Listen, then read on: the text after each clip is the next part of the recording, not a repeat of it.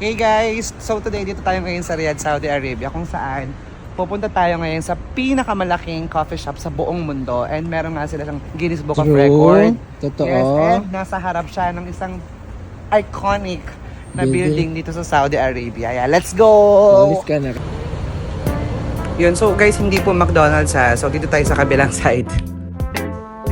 Ang Almasa Cafe ay located sa Al Uruba Street or sa opposite side ng Kingdom Tower dito sa Riyadh, Saudi Arabia. Itong ang cafe na to ang pinakamalaking cafe sa buong mundo. Yun guys, so nandito na nga tayo ngayon sa Almasa. So, ang kanilang Americano coffee 17 riyals, espresso is 16. So, nag-average lang, pinaka-cheap dito is 16 yung espresso. Meron silang American coffee and kung anong-ano pa. Ito yung kanilang menu. Alsa hot.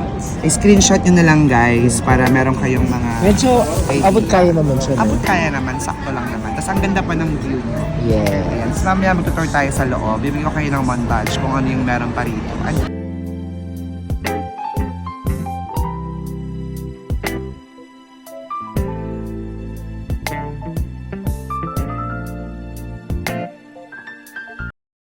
Actually, hindi lang yung Almasa yung coffee shop dito. Marami pa. Meron pa ha.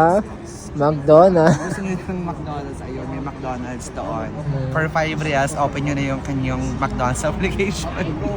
Yan, pero may ibang coffee shop sa kabilang side actually. Yeah. Dito lang kami punta sa Almasa kasi ito yung pinakamalaking coffee shop daw sa buong mundo. And tingnan natin yung kanilang Guinness Book of Record plaque kung talagang legit. Okay? So order na tayo guys. Yala siya.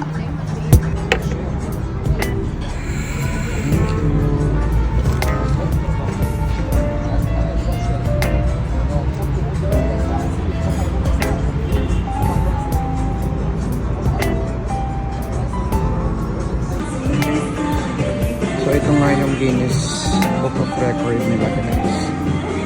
Legit. Legit nga.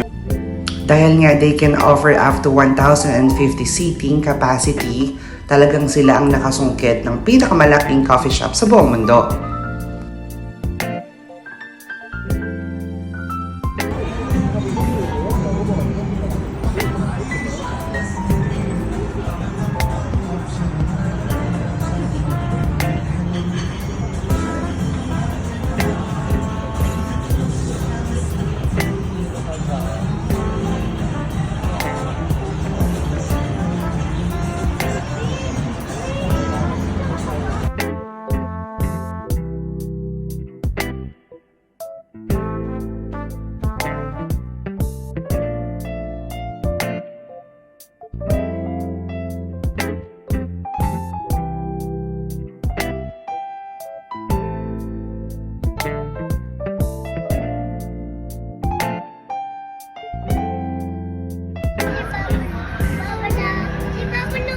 After syempre na rin magkape, hindi pwedeng hindi natin titikman ang kanilang specialty na Almasa juice.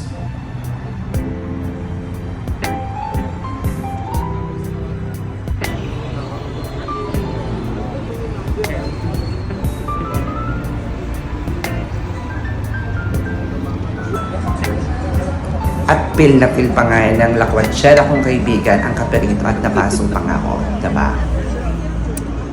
Yun, so syempre guys, pag nasa coffee shop kayo, ma-order kayo ng medyo mahal na kape, kailangan isang oras nyo patagalin to. Pero dahil ka lumalamig, ang tip dito mga kabayan, ididikit nyo siya dito sa apoy. Yan, dikit nyo sa apoy para ma-maintain nyo yung init. Yan. Tip lang naman yun.